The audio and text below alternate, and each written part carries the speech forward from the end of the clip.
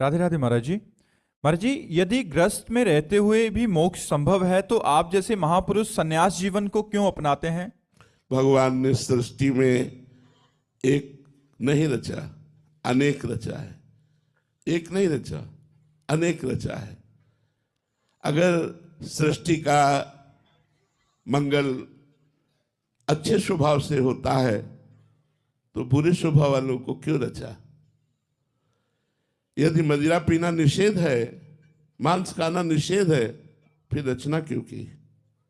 अगर हम प्रश्न करें तो शाम तक ऐसे ही प्रश्न करते रहेंगे।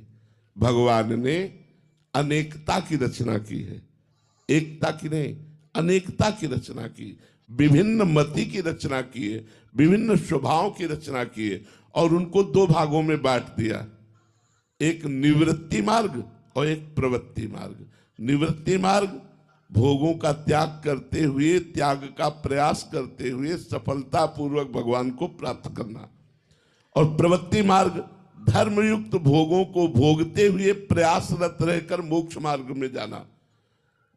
तो अब जिनकी भाग्य में रचना रची है गृहस्थ में जाते हुए भगवत प्राप्ति करना, उनको गृहस्थ में मिलेगा। हम लोगों के भाग्य में रचना की गई है निवृत्त मार्ग से भगवत प्राप्ति करना, और दूसरा रहस्य, गृहस्थ मार्ग में रहते हुए आप केवल अपना उद्धार कर सकते हैं, और विरक्त मार्ग का अगर एक साधक भगवत प्राप्त हो गया तो प्रांत के प्रांत का कल्याण कर देगा।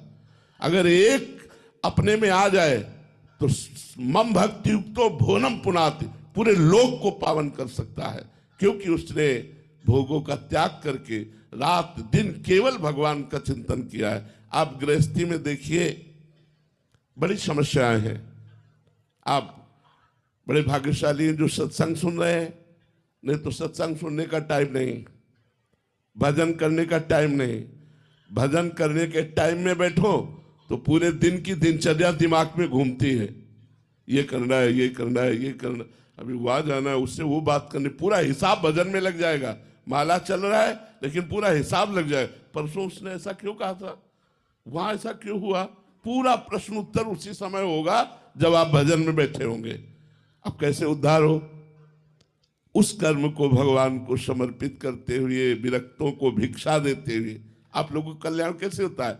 जैसे विरक्त संत जन है, इनको भोजन पवाते, इनको वस्त्र, इनके वास की व्यवस्था, ठाकुर सेवा, समाज सेवा, जितना बना उतना भजन, जितना बना। लेकिन विरक्त के लिए ये नहीं है कि जितना बना,